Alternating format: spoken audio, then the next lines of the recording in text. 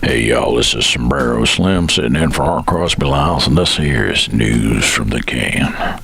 This is a good news, bad news follow-up to two of my previous vlogs. Missing Flies, Canary in a Coal Mine, posted May 21st, 2017, and Dead Fly, Canary in a Coal Mine follow-up, posted May 22nd, 2017, that were themselves follow-up inquiries into a report about missing flies in Michigan given by the Mr. MBB 333 channel in his video titled, "Farmer Makes Very Rare Observation. Everyday Life Form has Vanished from His Farm.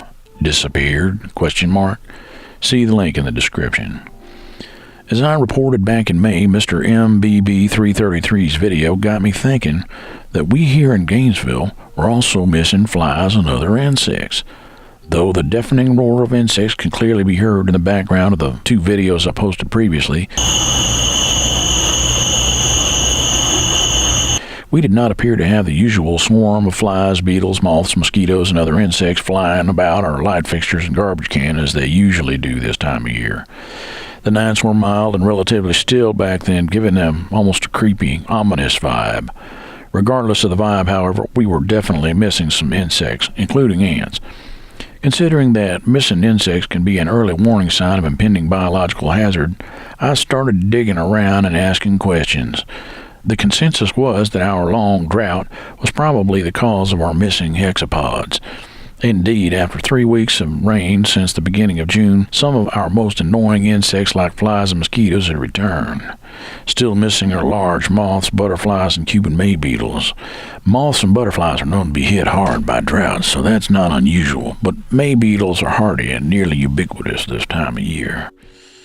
May beetle is kind of a generic term for the little brown winged beetles that end up in our window screens, around doors, light fixtures, and basically everywhere else.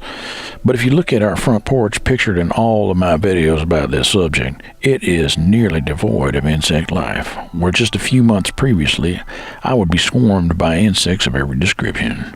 Suddenly there was nothing going through my hair but air as I would leave the house.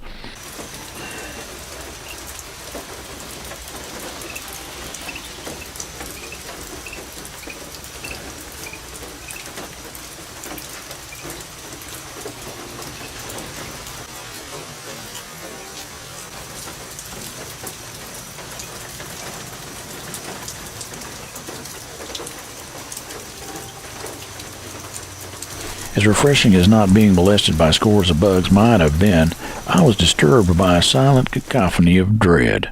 Was this a delayed effect of Fukushima, or GMO crops killing off much-needed pollinators as all the doomsayers have been prognosticating? Have the bugs hibernated in expectation of a coming ice age, or is it some other as-yet unknown pathogen winding its way up the food chain? Is this really it? Is this our inevitable doom close at hand? Who really knows? But believe it or not, there is one group of life forms breathing a sigh of relief over our missing beetles. First detected near Jacksonville, Florida in 2002, the Redbay ambrosia beetle arrived presumably on shipping crates from Asia.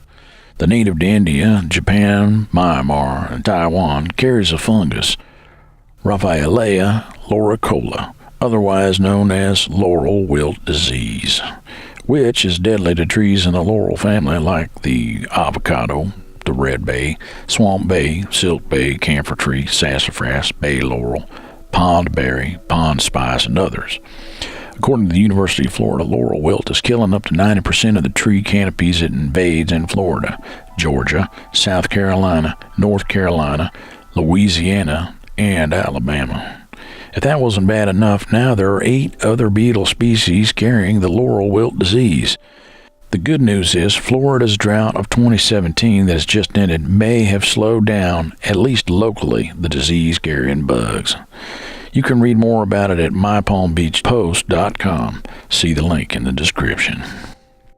What's interesting to me about all this is that I ran across this story about a beetle-borne disease killing trees, trying to figure out what happened to all the beetles. I would not have bothered to look had I not waited to see how 3 weeks of rain affected our bug situation, and subsequently found that our once ubiquitous Cuban May beetle did not return with some of our other life forms. The conspiracy theory side of my brain seems to think that this might be a case of genetically engineered selective extinction by an entity like, say, Oxitech, a subsidiary of Intrexon Corporation. That's the folks who recently got the go-ahead to release genetically modified mosquitoes in the Florida Keys to limit the spread of the Zika virus.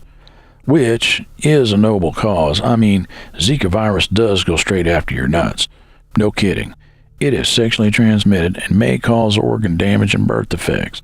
Besides all that, how could introducing a self-limiting genetic cutoff switch into a wild population of any living organism go wrong? And seriously, who cares if a few mosquitoes, or beetles for that matter, go extinct in a remote part of North America anyway? The method that Oxitech is using seems pretty safe, so how much is the eradication of human disease or saving millions of acres of trees worth?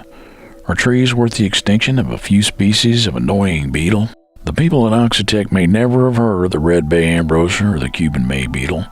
If I sent them an email, or they saw this video, is there anything they could even do to save the millions of trees at risk across the American South? Not to mention all those big delicious avocados we grow down here in Florida. They're not those weeny little avos you get from Brazil. They're the big beefsteak variety. Know what I mean? Would I one day be considered a hero for making that fateful call? Or would I be forever scorned as the fool who opened up an ecosystem-wide Pandora's box that we may never be able to close? Well, it's something to think about. And that's it for now. My name is Sombrero Slim, and this has been News from the Can. Thanks for watching.